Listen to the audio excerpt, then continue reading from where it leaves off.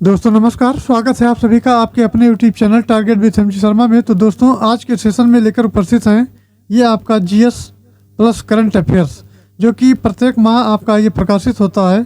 Current affairs घटना चक्र द्वारा प्रकाशित होता है। इसके मुख्य आकर्षण की अगर बात करें दोस्तों, तो ये प्रत्येक माह घटनाओं पर आधारित और तथ्यात्मक प्रस्तुतिकरण ये दिया गया है, जिसमें अगर मुख्य आकर्षण की बात करें तो 90 है, राष्ट्रीय परिदृश्य है, अंतर्राष्ट्रीय परिदृश्य है, आर्थिक परिदृश्य है, वैज्ञानिक परिदृश्य है, विविध है और खेल से संबंधित प्रश्न दिए गए हैं। इसमें कुल आपके 3500 प्लस पॉइंटर के रूप में दिए गए हैं, अर्थात करंट अफेयर्स और जीएस दोनों होने वाला है। इस पत्रिका का नाम है 2in1, अर्थात दो में आपको एक मिलेगा, अर्थात पिछले जो प्रश्न पत्र हुए होंगे वहाँ से आपके करंट अफेयर्स के प्रश्न मिल जाएंगे और जो लेटेस्ट में आने वाला होगा उसको भी ध्यान में रख के बनाया गया है। अब दोस्तों ये आपका नवंबर दिसंबर माह में लगभग 3200 नवीन परीक्षा प्रश्न पत्रों के साथ जीएस खंड का तथ्यात्मक प्रस्तुतिकरण किया गया है। अब चलिए आज के इस सेशन की शुरुआत करते हैं। तो करंट अफेयर्स पॉइंटर के रूप में ये दिया गया है। अब देखते हैं, संक्षिप्त मासिक संकलन है। अब ये 90 की बात अगर करें तो ये आपका पहले पॉइंट से शुरू करते हैं। इसमें जो दिया गया है दोस्तों ये है, पहला पॉइंट है अपनी सेना को जाने महोत्सव कहाँ आयोजित किया गया है। तो अपनी सेना को जाने महोत्सव कहाँ आयोजित किया गया है, जो कि आपका 5 से 7 जनवरी के बीच में किया गया है। तो ये लखनऊ उत्तर प्रदेश में किया गया है, उत्तर प्रदेश की राजधानी लखनऊ में किया गया है। नेक्स्ट आता है, देश का पहला एक्सपोसेट मिशन कहाँ से लॉन्च किया गया है। ये दोस्तों 1 जनवरी 2024 को लॉन्च किया गया है और श्रीहरिकोटा आंध्र प्रदेश से किया गया है। नेक्स्ट पॉइंट आपका आता है, एक्सपोसेट का पूर्ण रूप क्या है। तो इसका पूर्ण रूप है X ray polarimeter satellite. X ray polarimeter satellite इसका पूरा नाम है। इस मिशन को किस रॉकेट से लॉन्च किया गया है। तो ये दोस्तों PSLV C-58 लॉन्च किया गया है। चलिए आगे बढ़ते हैं, इस मिशन का उद्देश्य क्या है। तो इस मिशन का दोस्तों उद्देश्य है ब्लैक होल और न्यूट्रॉन तारे जैसे कि खगोलीय स्रोतों का अध्ययन करना है। ये इसका उद्देश्य हो जाता है। नेक्स्ट आपका आता है, बालिकाओं के लिए सबसे पहले सैनिक स्कूल का उद्घाटन कहाँ किया गया। तो ये दोस्तों 1 जनवरी 2024 को किया गया है। ये वृंदावन मथुरा में किया गया है, ध्यान रखना है, वृंदावन मथुरा में ये किया गया है। इस स्कूल का नाम क्या है। तो दोस्तों इस स्कूल का नाम है संविद गुरुकुलम बालिका सैनिक स्कूल। संविद गुरुकुलम बालिका सैनिक स्कूल इसका नाम है। अब आता है, 16वें वित्त आयोग का अध्यक्ष किसे नियुक्त किया गया है। तो ये दोस्तों डॉक्टर अरविंद पनगड़िया को नियुक्त किया गया है। डॉक्टर अरविंद पनगड़िया इसका राइट आंसर हो जाएगा। चलिए अगला देखते हैं, 16वें वित्त आयोग का कार्यकाल कब तक का है। तो ये 31 अक्टूबर 2025 तक का कार्यकाल है 16वें वित्त आयोग का। उसके बाद में फिर ये चेंज होगा। 16वें वित्त आयोग की सिफारिशों को किस दौरान लागू किया जाएगा। तो ये दोस्तों 1 अप्रैल 2026 से 31 मार्च 2031 तक लागू किया जाएगा, अर्थात ये 26 से लेकर 31 तक चलेगा। चलिए नेक्स्ट देखते हैं। नेक्स्ट पॉइंट की अगर बात करते हैं तो नेक्स्ट पॉइंट आपका है, यह है किस जगह संयुक्त सैन्य अभ्यास डेजर्ट साइक्लोन 2024 का आयोजन किया गया है। ये दोस्तों 2 से 15 जनवरी 2024 के बीच में किया गया है। ये आपका हो जाता है महाजन बीकानेर, जो कि राजस्थान में किया गया है। अब आता है नेक्स्ट पॉइंट आपका। तो नेक्स्ट पॉइंट है, ये किन 2 देशों के बीच होने वाला सैन्य अभ्यास है, अर्थात ये किन 2 देशों के बीच होने वाला सैन्य अभ्यास है। तो दोस्तों ये भारत और UAE के बीच होने वाला सैन्य अभ्यास है, ये ध्यान रखना है। अब आता है, भारतीयों को लेकर जाने वाले एक विमान को किस देश ने रोक दिया। भारतीयों को लेकर जाने वाले एक विमान को किस देश ने रोक दिया है। तो दोस्तों फ्रांस ने रोक दिया है। अब नेक्स्ट देखते हैं, तो फ्रांस ने किस कारण इस जहाज़ को 4 दिनों तक रोके रखा।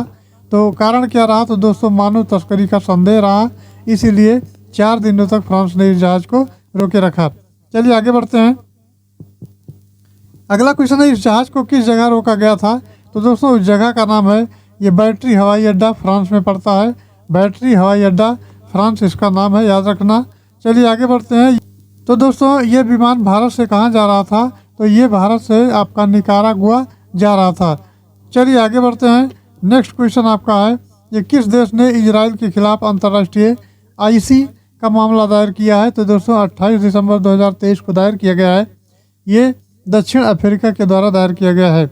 दक्षिण अफ्रीका इसका करेक्ट आंसर होगा। चलिए आगे बढ़ते हैं। दक्षिण अफ्रीका ने इसराइल पर कहाँ नरसंहार करने का आरोप लगाया है? तो ये स्थान हो जाता है गाजा, जो गाजा फिलिस्तीन, ये स्थान हो जाएगा। दुनिया का सबसे बड़ा लिथियम भंडार कहाँ खोजा गया है?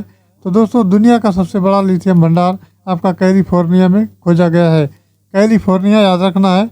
चलिए आगे बढ़ते हैं। नेक्स्ट आपका है, कौन सा राज्य देश का पनडुब्बी पर्यटन शुरू करेगा? कौन सा राज्य देश का पहला पनडुब्बी पर्यटन शुरू करेगा? तो दोस्तों गुजरात राज्य शुरू करेगा। ये दिमाग में बैठा लेना है। फिर आगे बढ़ते हैं। अगला पॉइंट है आपका, भारत ने किस देश से आयातित कच्चे माल का भुगतान रुपए में किया है? तो ये दोस्तों संयुक्त अरब अमीरात ने किया है। संयुक्त अरब अमीरात ये पॉइंट होगा। नेक्स्ट आगे बढ़ते हैं। नेक्स्ट पॉइंट है आपका, किस संस्था ने trade policy tools for climate शीर्षक से रिपोर्ट जारी की है? तो ये विश्व व्यापार संगठन यानी WTA है, अर्थात वर्ल्ड ट्रेड ऑर्गेनाइजेशन है। चलिए नेक्स्ट देखते हैं। नेक्स्ट आपका है, किस देश ने हिम तेंदुआ को राष्ट्रीय प्रतीक घोषित किया है? तो दोस्तों हिम तेंदुआ को राष्ट्रीय प्रतीक घोषित करने वाला आपका किर्गिस्तान है। क्या है? किर्गिस्तान है। चलिए आगे बढ़ते हैं। नेक्स्ट आता है, किस देश की महारानी ने 52 वर्ष तक सिंहासन पर आसीन रहने के बाद सिंहासन त्याग की घोषणा की? तो ये दोस्तों डेनमार्क ने की है। डेनमार्क हो जाएगा। चलिए आगे बढ़ते हैं। उत्तर प्रदेश के मुख्य सचिव के रूप में किसके कार्यकाल को तीसरी बार बढ़ाया गया है? तो ये दोस्तों दुर्गा शंकर मिश्रा के कार्यकाल को बढ़ाया गया है, ये ध्यान रखना है। चलिए आगे बढ़ते हैं। अगला आपका पॉइंट है, इसके कार्यकाल को कितने समय के लिए बढ़ाया गया है? तो कुल 6 माह के लिए बढ़ाया गया है। नेक्स्ट आपका आता है, किस राज्य ने रानी दुर्गावती श्री अन्न प्रोत्साहन योजना लागू करने का निर्णय लिया है? किस राज्य ने रानी दुर्गावती श्री अन्न प्रोत्साहन योजना लागू करने का निर्णय लिया है? तो ये मध्य प्रदेश राज्य ने निर्णय लिया है। नेक्स्ट पॉइंट आता है आपका। नेक्स्ट पॉइंट की बात करें तो यह योजना किससे संबंधित है? तो ये योजना आपका मोटे अनाज के उत्पादन से संबंधित है, ये ध्यान रखना है। चलिए आगे बढ़ते हैं। अगला पॉइंट है, विश्व ब्रेल दिवस यानी WBD कब मनाया जाता है? तो मित्रों ये 4 जनवरी को मनाया जाता है। नेक्स्ट है, किसे MS स्वामीनाथन पुरस्कार 2024 से सम्मानित किया गया? तो ये प्रोफेसर BR कंबोज को सम्मानित किया गया है। नेक्स्ट पर बढ़ते हैं। नेक्स्ट आपका कहता है, बांग्लादेश ने किस नोबेल पुरस्कार विजेता अरशास्त्री को 6 माह की कैद की सजा सुनाई गई है? तो ये 1 जनवरी 2024 से रिलेटेड खबर है, जो कि मोहम्मद यूनुस को सुनाई गई है। चलिए नेक्स्ट देखते हैं। तो नेक्स्ट आपका है, मोहम्मद यूनुस को यह सज़ा क्यों दी गई है? तो श्रम कानून का उल्लंघन करने पर यह सज़ा उनको दी गई है, ये ध्यान रखना है। मोहम्मद यूनुस ने किस वर्ष नोबेल पुरस्कार प्राप्त किया था? तो दोस्तों वर्ष 2006 में नोबेल पुरस्कार प्राप्त किया था। चलिए आगे बढ़ते हैं। अगला पॉइंट है, किस मंदिर सहित 108 स्थानों पर एक साथ सूर्य नमस्कार का गिनीज वर्ल्ड रिकॉर्ड बनाया गया है? तो दोस्तों ये मोढेरा स्थित सूर्य मंदिर गुजरात में जो पड़ता है, गुजरात राज्य में पड़ता है, इसको बनाया गया है। चलिए आगे बढ़ते हैं। नेक्स्ट पॉइंट आपका है, कितने लोगों ने एक साथ सूर्य नमस्कार करने का रिकॉर्ड बनाया है? तो कुल 4000 से अधिक लोगों ने रिकॉर्ड बनाया है एक साथ सूर्य को नमस्कार करने का। उत्तर प्रदेश सरकार द्वारा आपदा प्रबंधन हेतु अर्ली वार्निंग सिस्टम का उद्घाटन कहाँ किया गया है? तो दोस्तों ये उत्तर प्रदेश की राजधानी लखनऊ में किया गया है। चलिए आगे बढ़ते हैं। इस पॉइंट का नेक्स्ट पॉइंट है, इस केंद्र का क्या नाम है? तो इसका नाम है राहत बाड़ी सेंटर। क्या नाम है? राहत बाड़ी सेंटर नाम है। तो चलिए दोस्तों नेक्स्ट पॉइंट देखते हैं। तो नेक्स्ट पॉइंट आपका है, कांगो लोकतांत्रिक गणराज्य का राष्ट्रपति पुनः किसे चुना गया है? तो ये हो जाएंगे फेलिक्स त्सेसिकेदी, इनका नाम है। चलिए आगे बढ़ते हैं। नेक्स्ट आपका है, किस राज्य ने 10वीं शताब्दी का शिलालेख प्राप्त हुआ है? यानी किस राज्य से 10वीं शताब्दी का शिलालेख प्राप्त हुआ है? तो दोस्तों गोवा राज्य से 10वीं शताब्दी का शिलालेख प्राप्त हुआ है। चलिए नेक्स्ट पॉइंट पर बढ़ते हैं। नेक्स्ट पॉइंट कहता है कि ये शिलालेख किस वंश से संबंधित है? तो ये दोस्तों आपका कदम राजवंश से संबंधित है। और ये किस भाषा में लिखा गया है? तो ये कन्नड़ और संस्कृत भाषा में लिखा गया है। उत्तर प्रदेश में पहले फ्लोरिंग रेस्टोरेंट का उद्घाटन कहाँ किया गया? तो ये प्रयागराज में किया गया है। नेक्स्ट पॉइंट की तरफ बढ़ते हैं। तो नेक्स्ट आपका है, ये रेस्टोरेंट किस नदी पर है? तो ये रेस्टोरेंट मित्रों यमुना नदी पर है। हाल ही में किसके कारण आर्कटिक क्षेत्र में ध्रुवीय भालू की मृत्यु हुई? तो ये आपका एवियन इन्फ्लुएंजा यानी बर्ड फ्लू हो जाता है। एवियन इन्फ्लुएंजा बर्ड फ्लू हो जाता है। चलिए आगे बढ़ते हैं।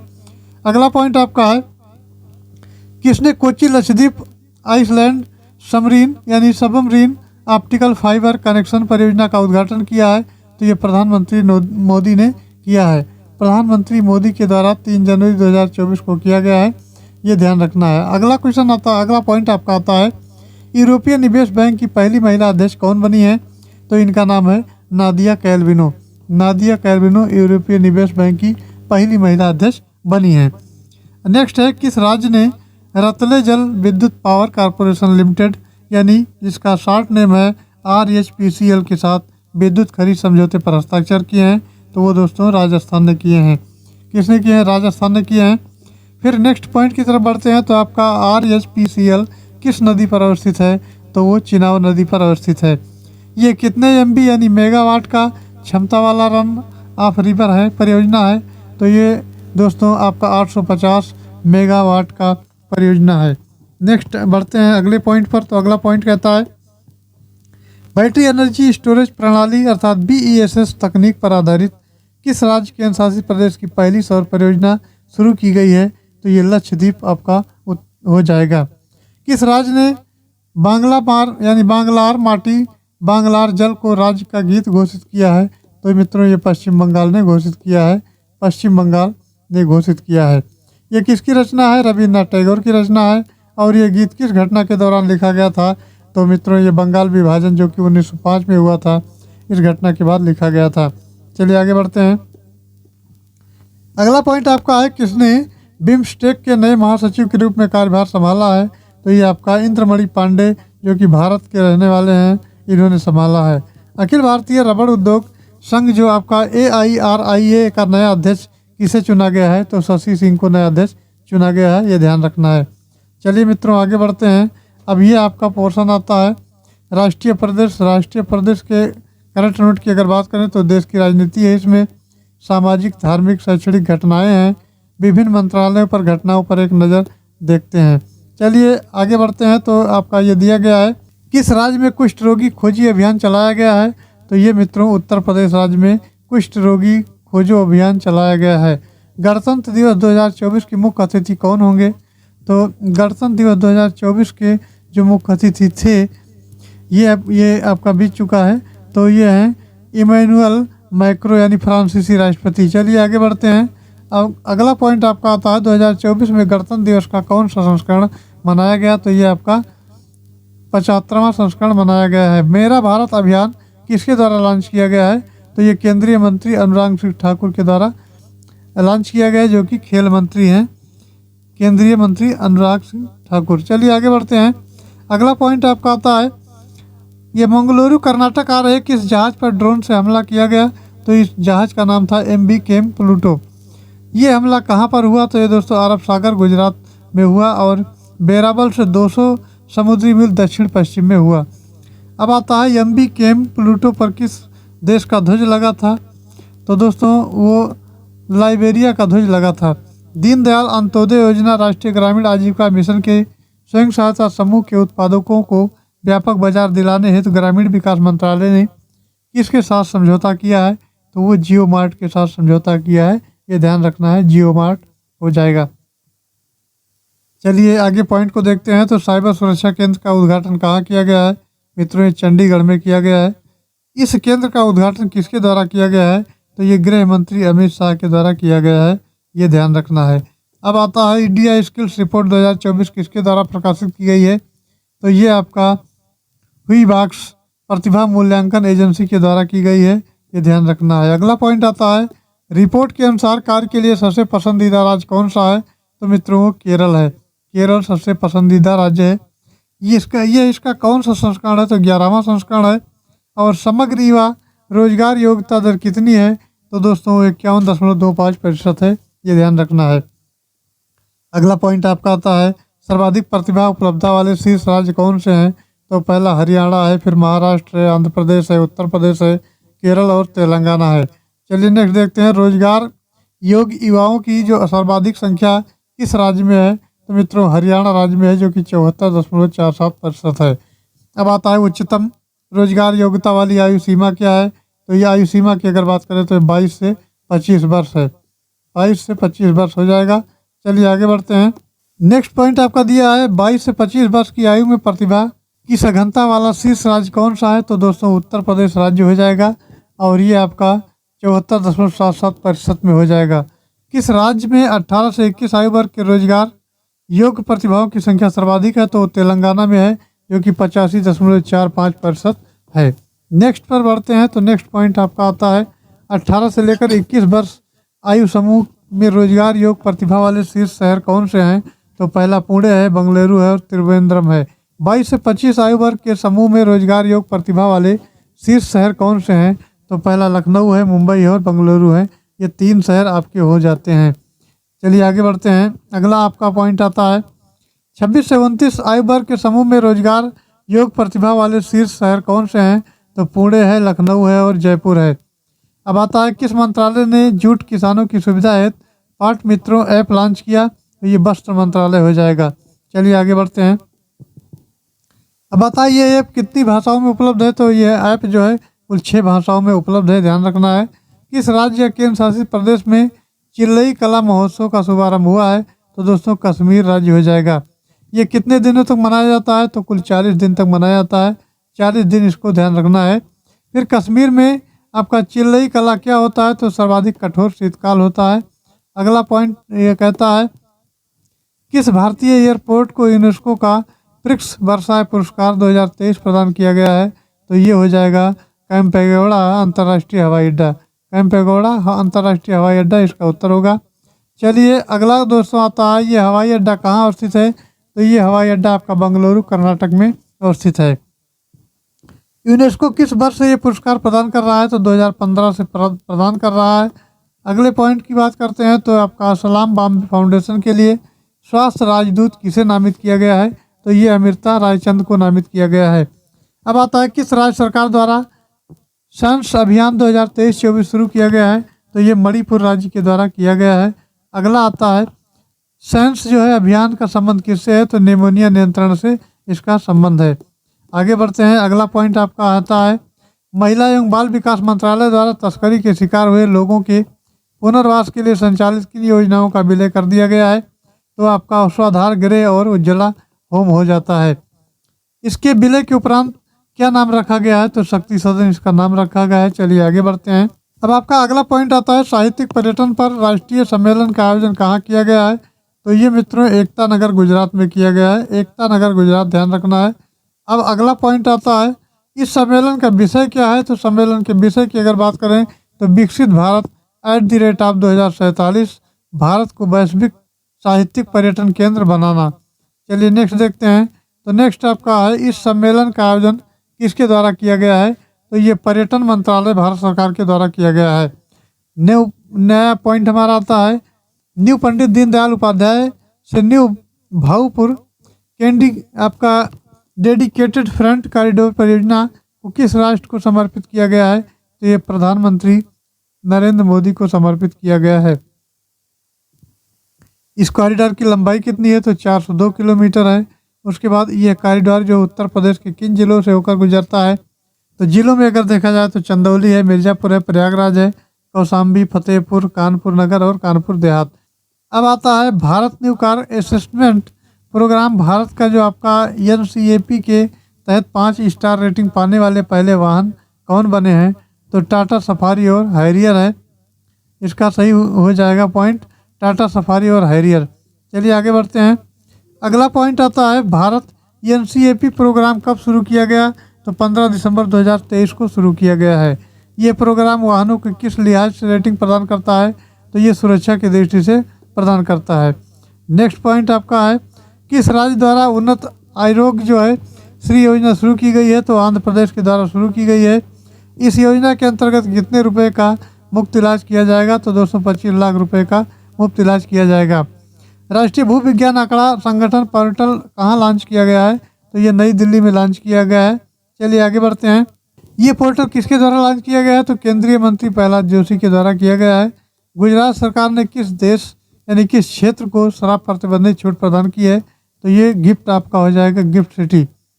चलिए नेक्स्ट देखते हैं। नेक्स्ट आपका आता है आपका गिफ्ट सिटी का पूर्ण रूप क्या है? तो Gujarat international finance tech city इसका पूरा नाम हो जाएगा। चलिए नेक्स्ट देखते हैं इस संबंध में इसे प्रतिबंध को हटाने का उद्देश्य क्या है। तो गिफ्ट सिटी को वैश्विक व्यापार पारिस्थितिक तंत्र बनाना। अब आता है भारत की पहली सोडियम आयन बैटरी का अनावरण किसने किया। तो मित्रों वो KPIT टेक्नोलॉजी द्वारा किया गया। चलिए आगे बढ़ते हैं। इसके सहयोग से विकसित किया गया। तो भारतीय शिक्षा और अनुसंधान संस्थान पुणे महाराष्ट्र के द्वारा विकसित किया गया। अब नेक्स्ट पॉइंट आता है मित्रों, नेक्स्ट आपका आता है भारतीय शिक्षा और अनुसंधान संस्थान पुणे महाराष्ट्र यानी आयुष्मान आरोग्य मंदिरों और सामुदायिक स्वास्थ्य केंद्रों द्वारा आयोजित स्वास्थ्य मेले में हो लोगों की कुल उपस्थिति का आंकड़ा 10 करोड़ से अधिक कब हुआ, यानी 10 करोड़ से अधिक कब हुआ। तो ये दोस्तों 16 दिसंबर 2023 को अधिक हुआ। अब आता है यह आंकड़ा कितने स्वास्थ्य मेलों से प्राप्त हुआ है। तो ये 12.6 लाख से अधिक आपके मेलों से प्राप्त हुआ है। तो चलिए दोस्तों आगे बढ़ते हैं और अगला पॉइंट देखते हैं। अगला पॉइंट आपका दिया गया है, ये अंतर्राष्ट्रीय गीता महोत्सव 2023 का आयोजन कहाँ किया गया है। तो ये कुरुक्षेत्र विश्वविद्यालय में किया गया है। नेक्स्ट पॉइंट की अगर बात करें तो नेक्स्ट पॉइंट आपका आता है इस अंतर्राष्ट्रीय गीता महोत्सव का विधिवत शुभारंभ किसके द्वारा किया गया है। तो ये उपराष्ट्रपति जगदीप धनखड़ के द्वारा किया गया है। उपराष्ट्रपति जगदीप धनखड़ के द्वारा किया गया है। नेक्स्ट पॉइंट की बात करते हैं तो नेक्स्ट आपका आता है ये है मित्रों, इस महोत्सव के दौरान इंटरनेशनल गीता सेमिनार कब आयोजित किया गया। तो ये 17 से 19 दिसंबर 2023 में किया गया। नेक्स्ट पॉइंट पर चलते हैं। तो नेक्स्ट पॉइंट आपका है यह है इंटरनेशनल गीता सेमिनार के इस 8वें संस्करण की थीम क्या है। तो दोस्तों इसकी थीम है वसुधैव कुटुंबकम यानी श्रीमद् भगवद गीता और वैश्विक एकता के इसमें दिया गया है। चलिए आगे बढ़ते हैं। अगला पॉइंट आपका आता है ये मित्र होता है काशी तमिल संगमम के दूसरे चरण का उद्घाटन कहाँ किया गया है। तो ये नमो घाट वाराणसी में किया गया है, याद रखना है। चलिए नेक्स्ट पॉइंट की तरफ बढ़ते हैं। तो नेक्स्ट पॉइंट आपका दिया गया है इस संगम का उद्घाटन किसके द्वारा किया गया है। तो इस संगम का उद्घाटन प्रधानमंत्री नरेंद्र मोदी के द्वारा किया गया है। और काशी तमिल संगमम का दूसरा चरण कब तक आयोजित किया जाएगा। तो ये 30 दिसंबर 2023 में आयोजित किया गया है। अगले पॉइंट की अगर बात करते हैं तो अगला पॉइंट आपका है काशी तमिल संगमम 2023 की संध्या पर प्रधानमंत्री मोदी ने किस ट्रेन को हरी झंडी दिखाई। तो ये दोस्तों काशी तमिल संगमम ट्रेन को हरी झंडी दिखाई गई है। आगे बढ़ते हैं। अब कहता है कि इस अवसर पर किस क्लासिक तमिल साहित्य के बहुभाषा और ब्रेल अनुवाद लॉन्च किए गए हैं। तो ये दोस्तों तिरुकुरल मणि मेकलाई और अन्य जो है अनुवाद में किए गए हैं, ब्रेल अनुवाद लॉन्च किए गए हैं। और आगे बढ़ते हैं। तो इस आयोजन के लिए कौन सा मंत्रालय नोडल एजेंसी है। तो शिक्षा मंत्रालय भारत सरकार ये नोडल एजेंसी है, ध्यान रखना है। चलिए फिर आगे बढ़ते हैं। इस आयोजन में भाग लेने वाले व्यक्तियों के साथ विभिन्न समूह कौन से हैं। तो छात्र है, छात्र गंगा, शिक्षक यमुना। क्या है, छात्र गंगा है और शिक्षक यमुना है। इसमें और दिया गया है अगर बात करें दोस्तों तो जो आपका छात्र गंगा है, शिक्षक यमुना है, पेशेवर गोदावरी है, आध्यात्मिक सरस्वती है, किसान और कारीगर नर्मदा है, लेखक सिंधु है और व्यापारी कावेरी हैं। ये इनको अलग अलग संज्ञा दी गई है। नेक्स्ट पॉइंट की अगर बात करते हैं तो आपका अटल स्वास्थ्य मेले का आयोजन कहाँ किया गया है। तो ये दोस्तों लखनऊ उत्तर प्रदेश में किया गया है, लखनऊ जो कि उत्तर प्रदेश की राजधानी है। चलिए अगले पॉइंट की बात कर लेते हैं। तो अगला पॉइंट आपका है मेले का उद्घाटन किसके द्वारा किया गया है। तो ये उपराष्ट्रपति जगदीप धनखड़ के द्वारा किया गया है, जो वर्तमान में उपराष्ट्रपति हैं जगदीप धनखड़। चलिए आगे बढ़ते हैं। अब है विश्व के सबसे बड़े ऑफिस कॉम्प्लेक्स का उद्घाटन कहाँ किया गया है। तो दोस्तों ये सूरत में किया गया है। इस कार्यालय का क्या नाम है। तो कार्यालय का नाम है सूरत डायमंड बोर्स, सूरत डायमंड बोर्स इसका नाम है। चलिए आगे बढ़ते हैं। इस कार्यालय भवन ने विश्व के किस कार्यालय को पीछे छोड़ दिया है। तो ये पेंटागन USA के कार्यालय को पीछे छोड़ दिया है, जो कि रक्षा विभाग का मुख्यालय भवन है। चलिए दोस्तों आगे बढ़ते हैं। अगला पॉइंट देखते हैं। अगले पॉइंट की बात करते हैं। इस कार्यालय का उद्घाटन किसने किया है। तो इस कार्यालय का उद्घाटन प्रधानमंत्री नरेंद्र मोदी के द्वारा किया गया है। अगला पॉइंट आता है दलाई लामा ने बोधिचित्त पर शिक्षण देने के लिए भारत के चिकन नेक गलियारे में स्थित किस मठ का दौरा किया है। तो दोस्तों वो मठ का नाम है श्वेत ग्यूद मठ, जो कि सिलीगुड़ी में है। चलिए आगे बढ़ते हैं। अगला पॉइंट आपका आता है ये किस केंद्रीय मंत्रालय ने प्रतिष्ठित स्टार रेटिंग पुरस्कार समारोह का आयोजन किया है। तो ये कोयला मंत्रालय हो जाएगा। विश्व का सबसे बड़ा योग केंद्र का उद्घाटन कहाँ किया गया है। तो दोस्तों वाराणसी उत्तर प्रदेश में किया गया है, ये ध्यान रखना है। इसको थोड़ा जल्दी जल्दी करवा रहे हैं क्योंकि इसको जल्दी जल्दी आपको देखना है और 2-3 बार रिवाइज कर लेना है। चलिए आगे बढ़ते हैं। तो इस केंद्र का क्या नाम है? इस केंद्र का नाम है स्ववेद महामंदिर। स्ववेद महामंदिर का नाम है। और इस केंद्र का उद्घाटन किसने किया है? तो ये प्रधानमंत्री नरेंद्र मोदी के द्वारा किया गया है। मुख्यमंत्री और पूरे मंत्रिमंडल को लोकायुक्त के दायरे में लाने के लिए विधेयक पारित करने वाला पहला राज्य कौन बना है? तो दोस्तों वो महाराष्ट्र राज्य बना है, ध्यान रखना है। चलिए आगे बढ़ते हैं। अगला पॉइंट आता है मुख्यमंत्री के खिलाफ जांच शुरू करने से पहले विधानसभा के कितने सदस्यों की अनुमति की आवश्यकता होगी? तो कुल सदस्य संख्या के 2/3 की जो है आवश्यकता होगी। कुल सदस्य जो हैं उनमें 2/3 यानी 2/3 की आवश्यकता होती है। चलिए आगे बढ़ते हैं। अगला पॉइंट आपका आता है कि इस विधेयक का क्या नाम है? तो इसका नाम जो है ये लोकायुक्त विधेयक 2022 है। और ये आपका DGELB यानी DGELB ट्रेनिंग प्लेटफॉर्म किसके द्वारा लॉन्च की गई है? तो ये नितिन गडकरी केंद्रीय मंत्री हैं जो वर्तमान में इनके द्वारा लॉन्च की गई है। अब नेक्स्ट पॉइंट की बात करें तो आपका DGELB का पूर्ण रूप क्या है? तो इसका है DG end of life vehicle. DG end of life vehicle इसका पूरा नाम है। ये किससे संबंधित है? तो गाड़ियों की जीवन अवधि खत्म होने का सर्टिफिकेट है। ये गाड़ियों की जीवन अवधि खत्म होने का सर्टिफिकेट है। चलिए आगे बढ़ते हैं, अगले पॉइंट की बात करते हैं। तो अगला पॉइंट आपका दिया गया है वार्षिक यात्रा रुझान सूचकांक ट्रेवलोपीडिया जो है ट्रेवलोपीडिया 2023 किसके द्वारा जारी किया गया है? तो ये ओयो के द्वारा किया गया है। सर्वेक्षण का समय काल क्या है? तो सर्वेक्षण का समय काल मित्रों है आपका 1 जनवरी से 1 दिसंबर 2023 तक का है। और ये किन राज्यों के सर्वाधिक पर्यटकों को आकर्षित किया है? तो उत्तर प्रदेश पहला हो जाएगा, दूसरा महाराष्ट्र हो जाएगा, तीसरा तेलंगाना हो जाएगा।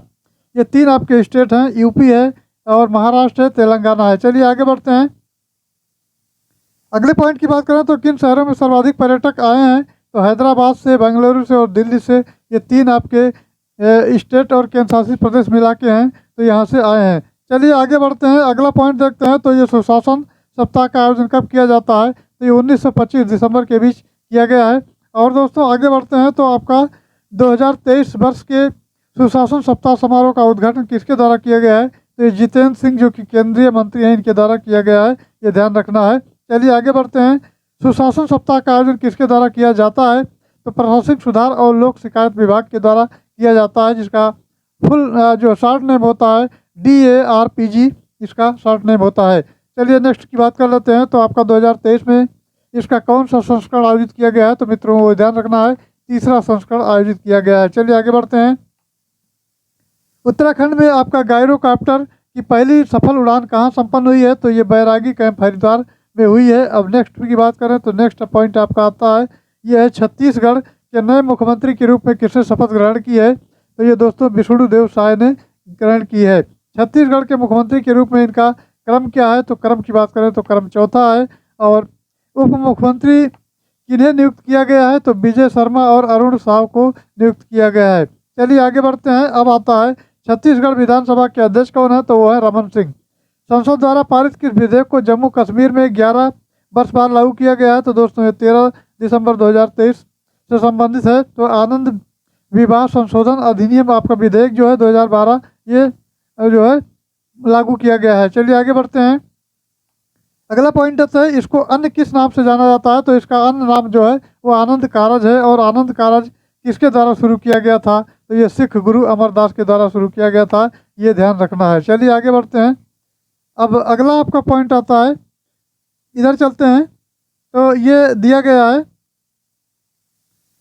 बात करें तो आनंद कारज क्या है? तो ये आपका सिख धर्म की विवाह की विधि है, सिख धर्म की विवाह की विधि है आनंद कारज।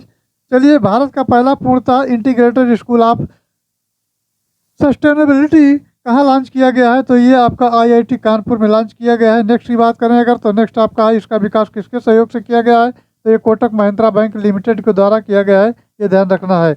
नेक्स्ट आता है, नेक्स्ट आपका देख लेते हैं। तो नेक्स्ट की अगर बात करें तो इसको पहले देख लेते हैं।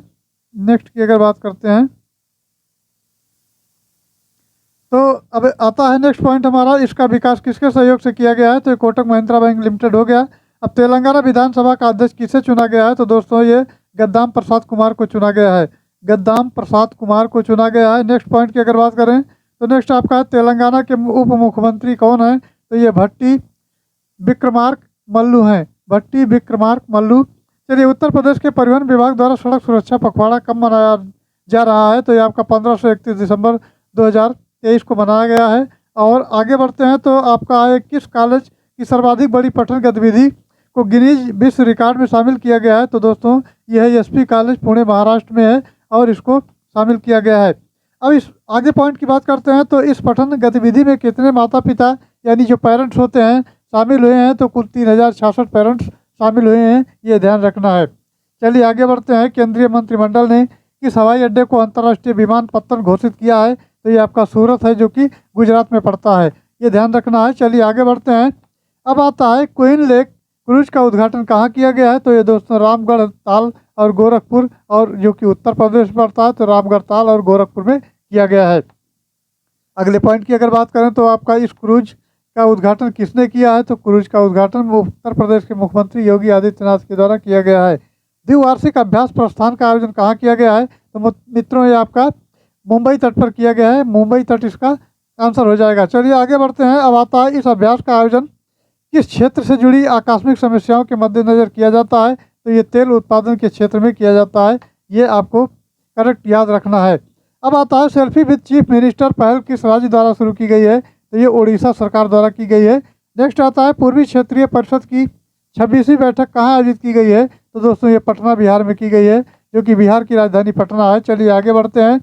बैठक की अध्यक्षता किसने की है। तो अमित शाह केंद्रीय गृह मंत्री और सहकारिता मंत्री, ये दो मंत्री मिलकर के किए हैं। अमित शाह केंद्रीय गृह मंत्री और सहकारिता मंत्री, ये आपके दो मंत्री रहे हैं।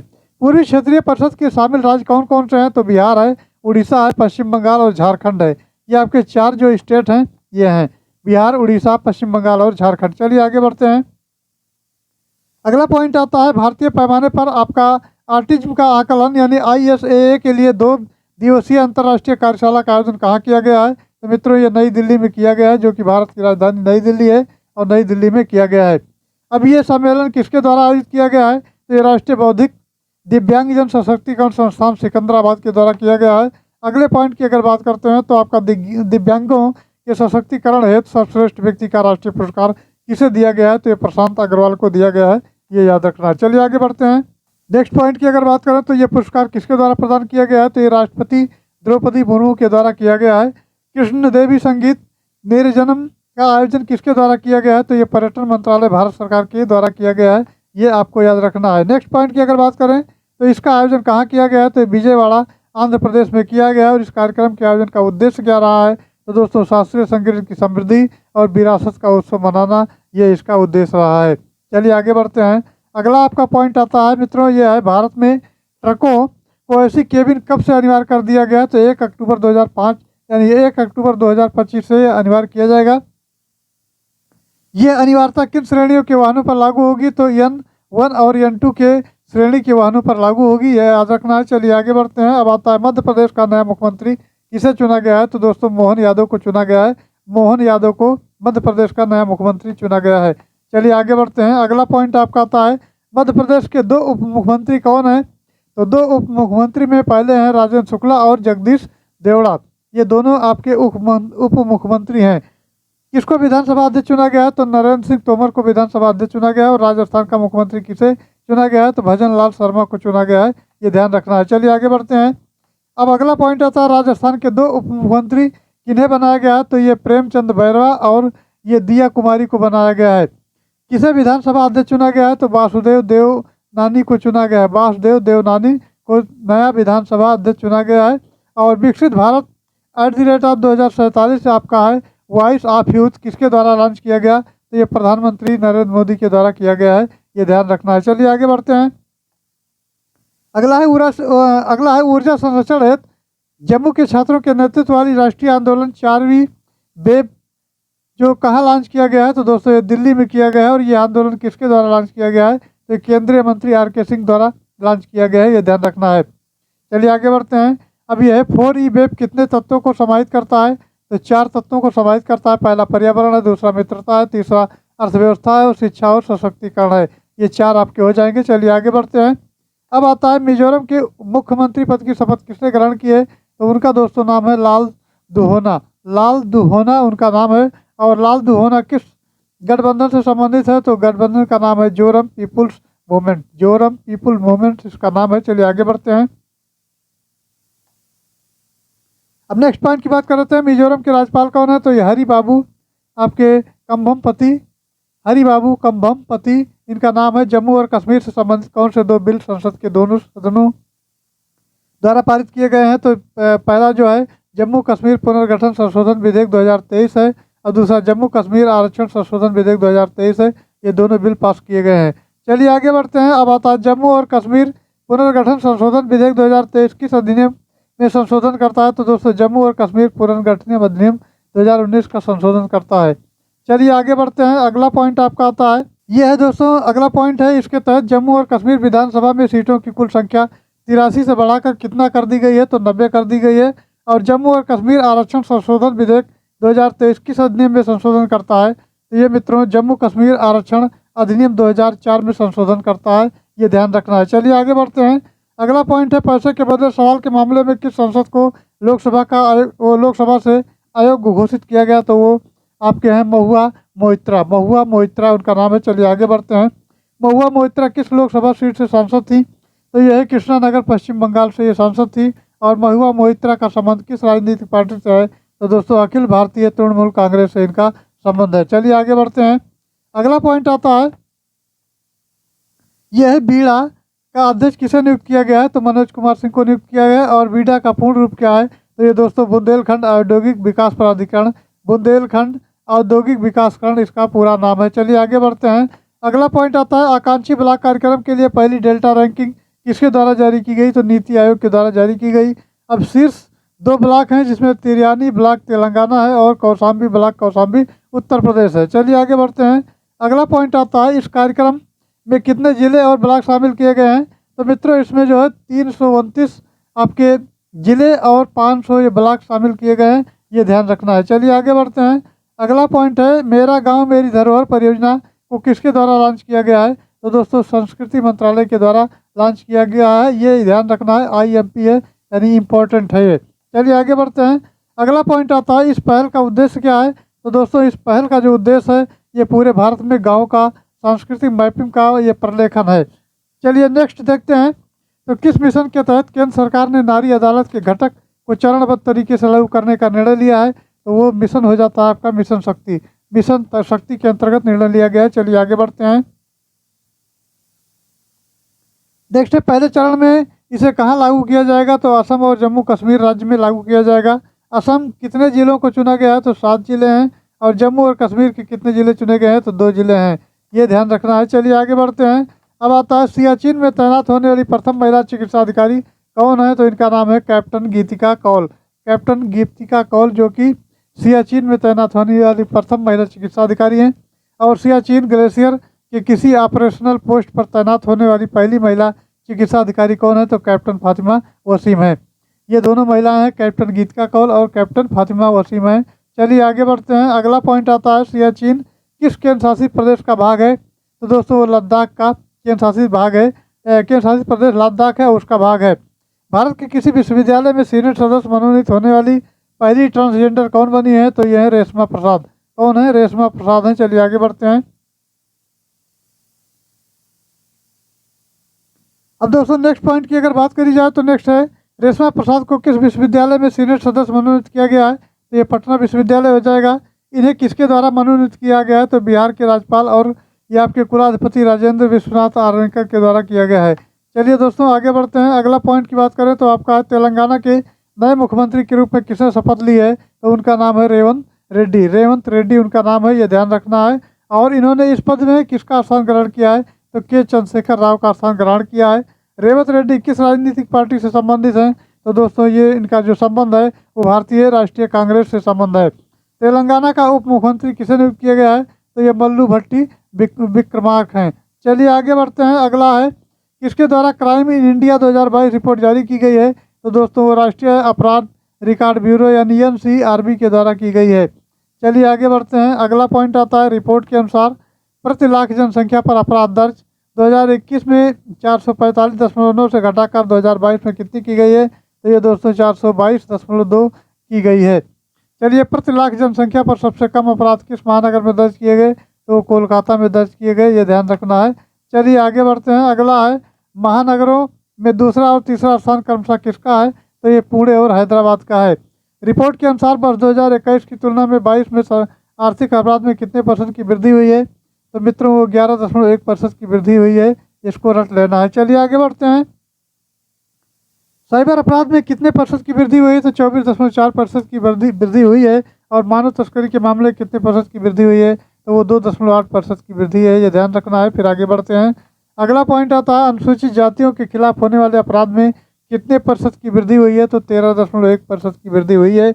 और महिलाओं के खिलाफ अपराध में कितने % की वृद्धि हुई है? तो दोस्तों ये कुल 4% की वृद्धि हुई है। चलिए आगे बढ़ते हैं।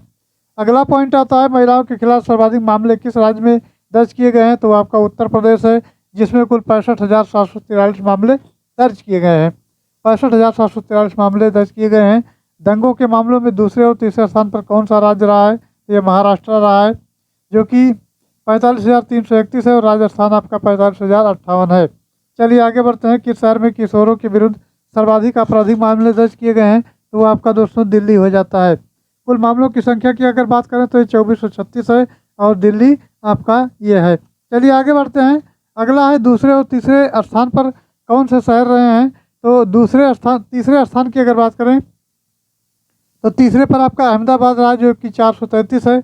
और दूसरे स्थान पर आपका चेन्नई रहा, जो कि 521 है। तो क्रम से अगर देखा जाए तो दूसरा और तीसरे में चेन्नई हो जाएगा और अहमदाबाद हो जाएगा। चलिए आगे बढ़ते हैं।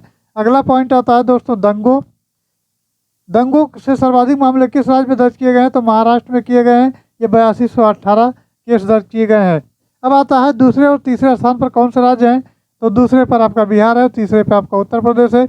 बिहार की संख्या 4736 है, 4478 उत्तर प्रदेश की है। चलिए आगे बढ़ते हैं। अब आता है नेक्स्ट पॉइंट कहता है कि किस राज्य में चार्जशीट फाइल करने की दर सर्वाधिक है? तो केरल हो जाएगा। किस मंत्रालय द्वारा भौगोलिक सूचना प्रणाली एप्लीकेशन ग्राम मानचित्र का शुभारंभ किया गया है? तो वो आपका पंचायती राज मंत्रालय के द्वारा किया गया है, ये किया गया है। चलिए आगे बढ़ते हैं। इस एप्लीकेशन का उद्देश्य क्या है? तो ग्राम पंचायतों द्वारा स्थानिक योजना को बढ़ावा देना है। और अंतर्राष्ट्रीय गीता महोत्सव का आयोजन कहाँ किया जा रहा है? तो दोस्तों ये आपका कुरुक्षेत्र हरियाणा में किया जा रहा है। चलिए आगे बढ़ते हैं। अगला पॉइंट की बात करें तो अगला है इस महोत्सव का सहभागी कौन सा राज्य है? तो दोस्तों सहभागी वो असम राज्य है। प्रधानमंत्री नरेंद्र मोदी के शिवाजी महाराज की प्रतिमा का अनावरण कहाँ किया गया? तो ये राजकोट किला महाराष्ट्र में किया गया, ये आपको रट लेना है। चलिए आगे बढ़ते हैं। अगला है ये महाराष्ट्र के किस जिले में स्थित है? तो ये सिंधुदुर्ग में स्थित है। और किस देश के राष्ट्रपति विलियम सामोसी आपके रूतो भारत की आधिकारिक यात्रा पर आए हैं, जो कि केन्या के हैं? तो केन्या की यात्रा पर आए हैं। केन्या की राजधानी कहाँ है? नैरोबी है। और राजस्थान में कुल विधानसभा सीटों की संख्या 200 है, 199 पर मतदान होता है। चलिए आगे बढ़ते हैं। अगला पॉइंट है राजस्थान विधानसभा चुनाव 2023 में भारतीय जनता पार्टी की कितनी सीटें जीती हैं? तो 115 है। इस चुनाव में भारतीय राष्ट्रीय कांग्रेस ने कितनी सीटें जीती हैं? तो कुल 69 जीती हैं। चलिए आगे बढ़ते हैं। अगले पॉइंट की अगर बात करें तो आपका मिजोरम विधानसभा चुनाव 2023 में किस पार्टी ने बहुमत प्राप्त किया है? तो वो है जोरम पीपुल्स मूवमेंट। और इसने मिजोरम विधानसभा चुनाव 2023 की कुल कितनी सीटें जीती हैं? तो 27 सीटें जीती हैं, ये ध्यान रखना है। चलिए आगे बढ़ते हैं।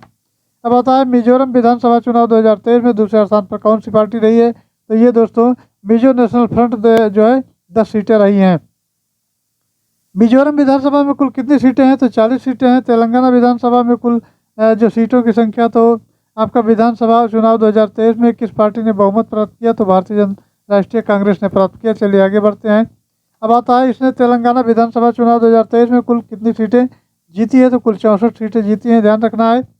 इस विधानसभा चुनाव में दूसरे स्थान पर कौन सी पार्टी रही? तो भारत राष्ट्र समिति 39 सीटें हैं, ये आपकी दूसरे स्थान पर रही है। चलिए आगे बढ़ते हैं। अगला है तेलंगाना विधानसभा में कुल सीटों की संख्या कितनी है? तो कुल सीटों की संख्या 119 है। और मध्य प्रदेश विधानसभा चुनाव 2023 में कौन सी पार्टी ने बहुमत प्राप्त किया? ये दोस्तों भारतीय जनता पार्टी यानी बीजेपी ने प्राप्त किया। चलिए आगे बढ़ते हैं। अगला पॉइंट आपका आता है इसने मध्य प्रदेश विधानसभा चुनाव 2023 में कुल सीटें जीती हैं, वो 163 सीटें जीती हैं। और इस विधानसभा चुनाव में दूसरे स्थान पर कौन सी पार्टी रही है? तो दोस्तों बीजेपी यानी बीजेपी नहीं है। कौन सी पार्टी रही? तो भारतीय राष्ट्रीय कांग्रेस रही है, जो 66 सीटें हैं। चलिए आगे बढ़ते हैं। अब नेक्स्ट देखते हैं तो मध्य प्रदेश विधानसभा में सीटों की संख्या कितनी है? तो दोस्तों 230 सीटें हैं। चलिए नेक्स्ट देखते हैं छत्तीसगढ़ विधानसभा चुनाव 2023 में कौन सी पार्टी ने बहुमत प्राप्त किया है? तो भारतीय जनता पार्टी ने बहुमत प्राप्त किया है, ये ध्यान रखना है। चलिए आगे बढ़ते हैं। अगले पॉइंट की अगर बात करें तो आपका है बीजेपी ने छत्तीसगढ़ विधानसभा चुनाव 2023 में कुल कितनी सीटें जीती?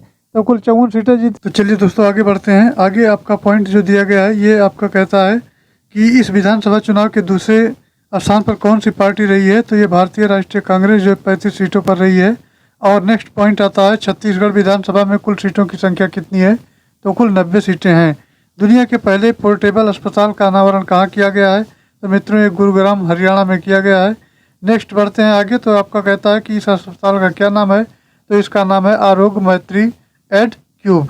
और इसे किस परियोजना के तहत निर्मित किया गया है, तो ये भीष्म परियोजना है। चलिए दोस्तों आगे बढ़ते हैं। अगला पॉइंट आपका आता है, ये कहता है कि इस अस्पताल में एक साथ कम से कम कितने रोगियों का उपचार किया जा सकता है, तो 200 रोगियों का एक साथ उपचार किया जा सकता है।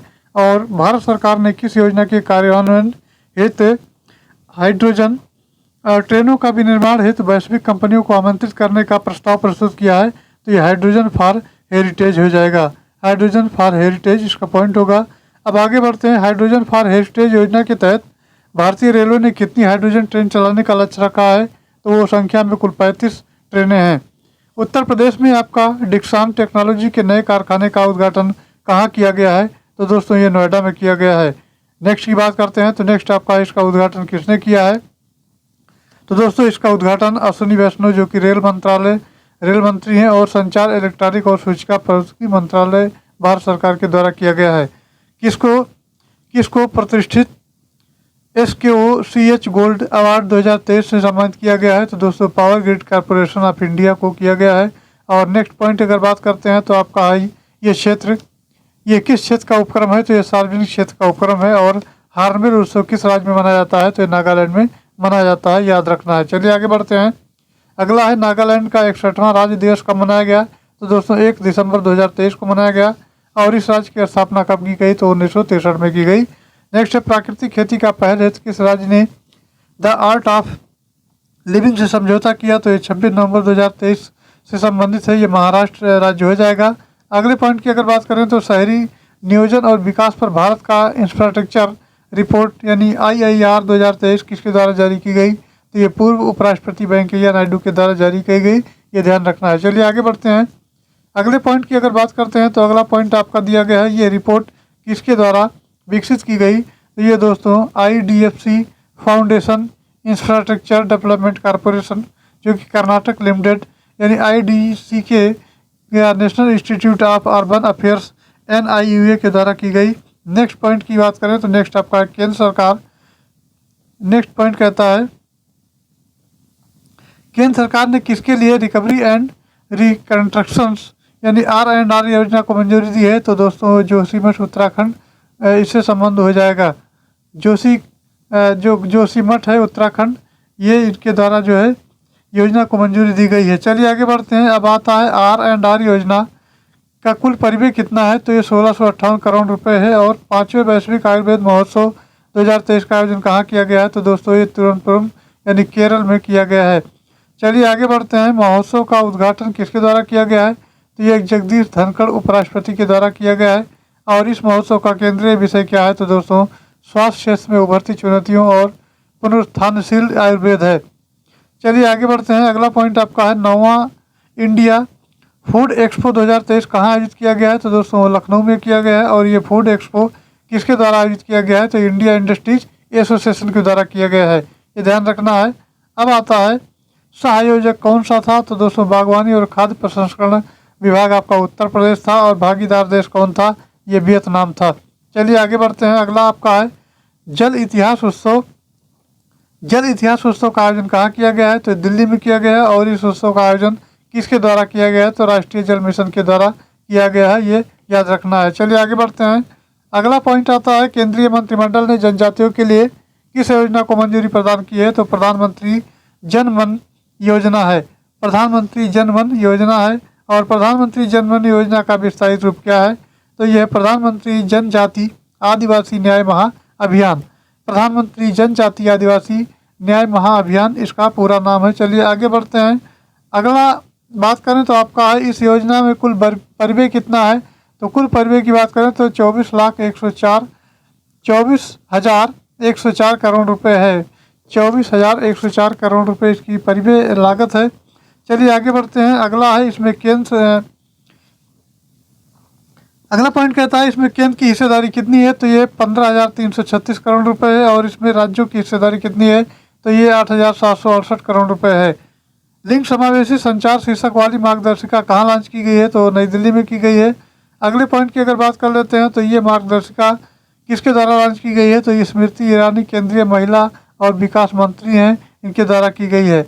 चलिए नेक्स्ट पॉइंट की अगर बात करते हैं तो ये मार्गदर्शिका किसके द्वारा तैयार की गई है, तो ये मार्गदर्शिका दोस्तों लाल बहादुर शास्त्री राष्ट्रीय प्रशासन अकेडमी यानी लबासना द्वारा UN women and bill and Melinda Gates foundation के सहयोग से की गई है। चलिए आगे बढ़ते हैं।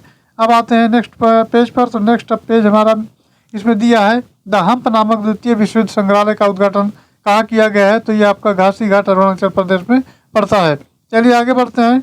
नेक्स्ट है इसका उद्घाटन किसके द्वारा किया गया है, तो दोस्तों ये आपका एरिक गारसेटी भारत में अमेरिकी राजपूत और पेमा खाड़ू अरुणाचल प्रदेश की मुख्यमंत्री इनके द्वारा किया गया है। नेक्स्ट पॉइंट की अगर बात कर लेते हैं तो आपका द्वितीय विश्व युद्ध कब लड़ा गया, तो ये वर्ष 1939 और 45 से 45 में लड़ा गया। और एशिया का सबसे बड़ा ओपन ईयर वार्षिक व्यापार मेला बाली यात्रा कहाँ आयोजित किया गया, तो ये कटक उड़ीसा में किया गया।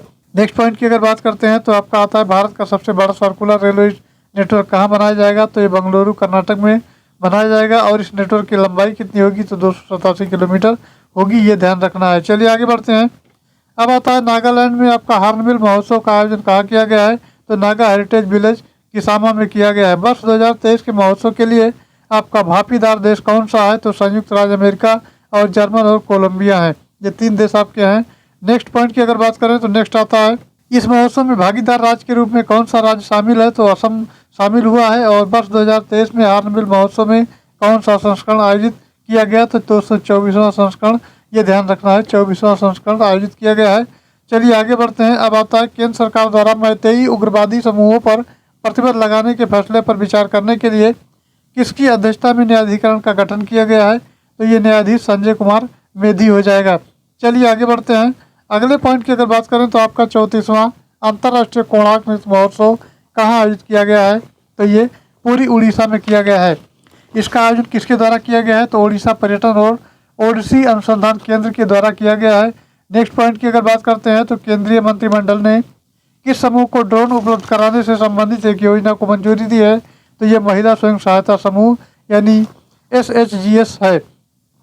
चलिए अगले पॉइंट की बात कर लेते हैं। तो अगला पॉइंट आपका कहता है कि वर्ष 2023-24 से 2025-26 तक कितने करोड़ रुपए का परिव्यय मंजूरी की गई है, तो ये 1261 करोड़ रुपए परिव्यय की मंजूरी की गई है। और इस योजना द्वारा कितनी महिलाओं को ड्रोन प्रदान करना है, तो 15,000 महिलाओं को ड्रोन प्रदान करना है। चलिए आगे बढ़ते हैं। अगला पॉइंट है केंद्रीय मंत्रिमंडल ने फास्ट ट्रैक सोशल नेट आपका कोर्स योजना में कब तक जारी रखने की मंजूरी दी है, तो 31 मार्च 2026 तक जारी रखने की ये मंजूरी मिली है। और ये योजना कब लॉन्च की गई, तो वर्ष 2019 में की गई थी। ये किसकी प्रायोजित योजना है, तो दोस्तों केंद्र प्रायोजित योजना है, ये ध्यान रखना है। चलिए आगे बढ़ते हैं। अब दोस्तों नेक्स्ट पॉइंट हमारा आता है। नेक्स्ट पॉइंट की अगर बात करते हैं तो ये कहता है कि केंद्रीय और मणिपुर सरकार ने किस विद्रोही संगठन के साथ शांति समझौते पर हस्ताक्षर किए, तो ये यूनाइटेड नेशनल हो जाएगा। इस समझौते पर हस्ताक्षर कहाँ हुआ, तो दोस्तों ये नई दिल्ली में हुआ, नई दिल्ली ध्यान में रखना है। चलिए आगे बढ़ते हैं। अब आता है UNLF का गठन कब हुआ, तो ये वर्ष 1964 में हुआ। और ये विद्रोही समूह मणिपुर के किस जनजाति समूह से संबंधित है, तो दोस्तों ये मैतेई जनजाति से संबंधित है, ये ध्यान रखना है। चलिए आगे बढ़ते हैं। अब आता है किस राज्य की सरकार ने हार्ट कुक मिल योजना का शुभारंभ किया है, तो दोस्तों उत्तर प्रदेश राज्य ने किया है। ये योजना का शुभारंभ कहाँ किया गया है, तो ये दोस्तों अयोध्या में किया गया है। चलिए आगे बढ़ते हैं। अगला पॉइंट है किस योजना की तर्ज पर इस योजना का शुभारंभ किया गया है, तो मिड डे मील के तर्ज पर शुभारंभ किया गया है। मिड डे मील योजना का शुभारंभ कब किया गया, तो वर्ष 1995 में किया गया। और ASW सैलो वाटरक्राफ्ट परियोजना के प्रथम 3 जहाज़ों का कहाँ लॉन्च किया गया, तो प्रथम 3 जहाज़ जो लॉन्च किए कोची केरल में किए गए। और इन तीनों जहाज़ों का नाम क्या है, तो क्रम से अगर नाम देखा जाए तो माहे और मालवन और मंगरोल, ये 3 नाम आपको देखने को मिल जाएंगे। चलिए आगे बढ़ते हैं। अगला आपका आता है ये 10,000वें जन औषधि केंद्र का उद्घाटन कहाँ किया गया है, तो दोस्तों एम्स देवघर झारखंड में किया गया है। इस केंद्र का उद्घाटन किसने किया है, तो ये नरेंद्र मोदी प्रधानमंत्री के द्वारा किया गया है। और आगे बढ़ते हैं। तो आता है शहरों के डाटा का सहायता से उपलब्ध कराने हेतु किस पोर्टल को लॉन्च किया गया है? तो आपका शहरों के डाटा को सहजता से उपलब्ध कराने हेतु किस पोर्टल को लॉन्च किया गया है? तो पोर्टल का आपका नाम है एम्पलीफाई 2 यानी एम्पलीफाई 2 पोर्टल इसका नाम है। चलिए आगे बढ़ते हैं। अगला पॉइंट आता है, इस पोर्टल को किसके द्वारा लॉन्च किया गया है? तो ये केंद्रीय आवासन और शहरी कार्य मंत्रालय के द्वारा ये लॉन्च किया गया है। चलिए आगे बढ़ते हैं। अब दोस्तों आता है एम्पलीफाई का पूर्ण रूप क्या है? तो ये दोस्तों असेसमेंट इसका, तो ये आपका एम्पलीफाई का पूर्ण रूप हो जाएगा assessment and monitoring platform for liveable inclusive and future ready urban India. ये इतना बड़ा इसका पूरा नाम होता है, ये आपको ध्यान में रखना है। चलिए आगे बढ़ते हैं। किस मंत्रालय ने एम्पलीफाई 2 पोर्टल लॉन्च किया है? तो दोस्तों मंत्रालय का नाम है आवासन और शहरी कार्य मंत्रालय। इस पोर्टल में कितने शहरों का डाटा उपलब्ध है? तो 150 शहरों का यानी 150 शहरों का डाटा इसमें उपलब्ध है। किस राज्य ने अम्मा बैंक योजना प्रारंभ की? तो दोस्तों अम्मा बैंक योजना जो है उड़ीसा सरकार ने की है, उड़ीसा राज्य ने की है। चलिए आगे बढ़ते हैं। अगला आता है, इस योजना का उद्देश्य क्या है? तो राज्य की बैंक रहित इसका उद्देश्य है, अर्थात राज्य की बैंक रहित सभी ग्राम पंचायतों में बैंक सेवाएं प्रदान करना इसका उद्देश्य है। अब आता है एसबीएम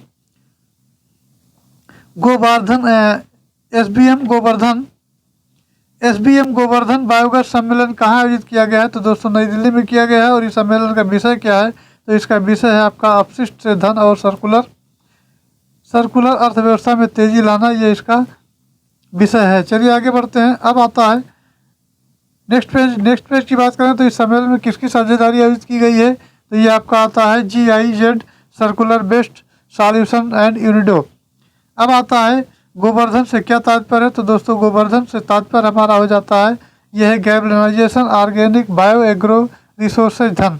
गोवर्धन योजना कब शुरू की गई? तो वर्ष 2018 में शुरू की गई, वर्ष 2018 में शुरू की गई। और आगे आपका बजट की बात करें तो 2023 में कितने नए बेस्ट टू बेस्ट प्लांट स्थापित करने का प्रयोजन है? तो 500 जो है best to best wealth plant स्थापित करने का ये प्रयोजन किया गया है। चलिए आगे बढ़ते हैं। अब आता है कि हाल ही में खबरों में रहा आपका कालबेलिया नृत्य का संबंध किस राज्य से है? तो दोस्तों ये राजस्थान राज्य से है।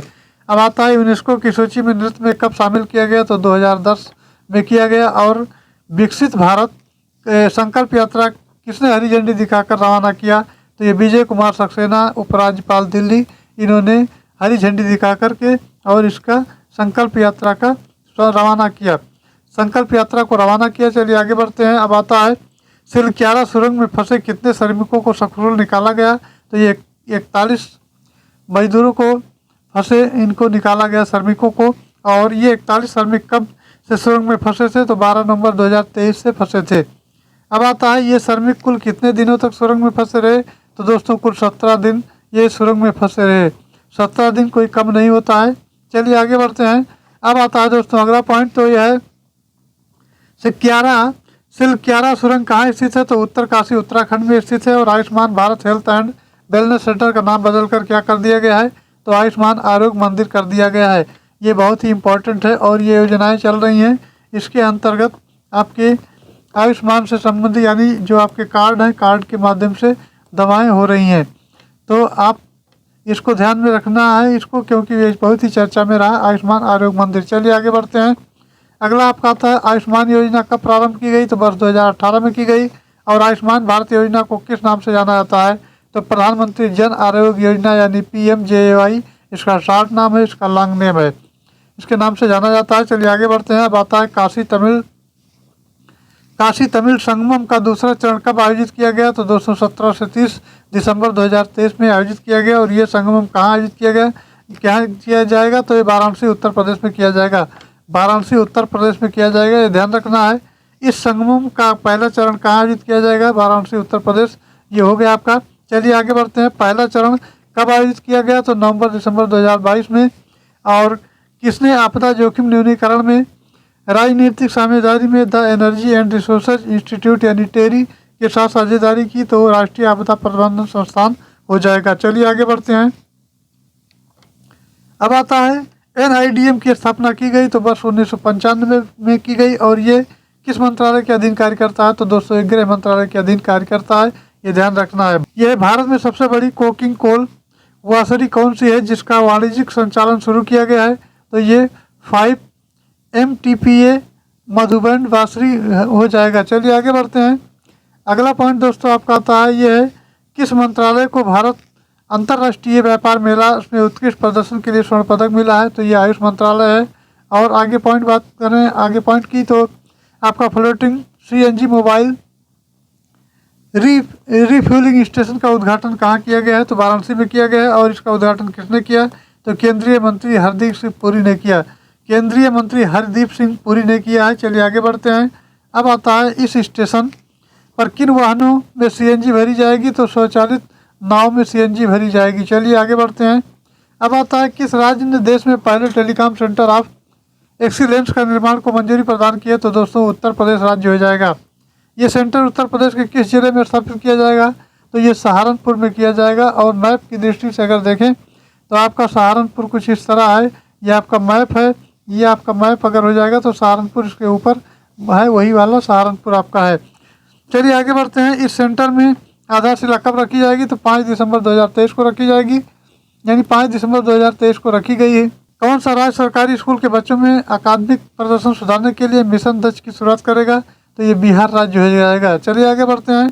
अब आता है, लड़ाकू विमान में उड़ान भरने वाले पहले प्रधानमंत्री कौन बने? तो दोस्तों ये नरेंद्र मोदी बने हैं।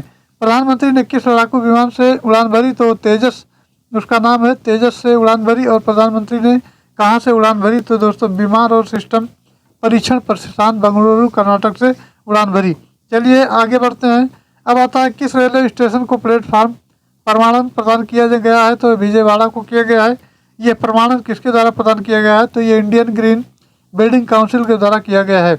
अब आता है नेक्स्ट पॉइंट। तो नेक्स्ट है, ग्रीन बिल्डिंग कांग्रेस का आयोजन कहाँ किया गया? तो चेन्नई तमिलनाडु में किया गया। और ये आपका हेमफेस्ट इंडिया 2023 का आयोजन कहाँ किया गया? तो दोस्तों ये साइंस सिटी अहमदाबाद गुजरात में किया गया। नेक्स्ट पॉइंट की अगर बात करें तो इसका उद्घाटन किसके द्वारा किया गया? तो ये संचार राज्य मंत्री देव सिंह चौहान के द्वारा किया गया। अब आता है, हेमफेस्ट इंडिया कार्यक्रम किससे संबंधित है? तो दोस्तों एमेच्योर रेडियो ऑपरेटर्स के से ये संबंधित है। अब आता है आपका, ये एमेच्योर रेडियो से तात्पर्य क्या है? तो ये गैर व्यावसायिक है उद्देश्यों के लिए रेडियो फ्रीक्वेंसी स्पेक्ट्रम का उपयोग है। और चलिए नेक्स्ट देखते हैं। तो आपका आता है, हेमफेस्ट इंडिया कार्यक्रम की शुरुआत किस वर्ष की गई थी? तो दोस्तों 1991 में इसकी शुरुआत हुई थी। और राष्ट्रपति द्रौपदी मुर्मू द्वारा बोईता वंदना समारोह में कहाँ भाग लिया गया? तो ये दोस्तों उड़ीसा पारादीप, ये उड़ीसा पारादीप हो जाएगा। ये कार्यक्रम किसके द्वारा आयोजित किया गया है? तो ये पारादीप बंदरगाह प्राधिकरण के द्वारा आयोजित किया गया है। अब दोस्तों यहीं से आपका अंतर्राष्ट्रीय परिदृश्य आता है। तो चलिए इस वीडियो को यहीं समाप्त करते हैं। वीडियो कैसी रही ये कमेंट बॉक्स में अवश्य बताएं। तो आई होप जानकारी अच्छी लगी तो चैनल को लाइक करें, सब्सक्राइब करें और शेयर करें। Thanks for watching. जय हिंद।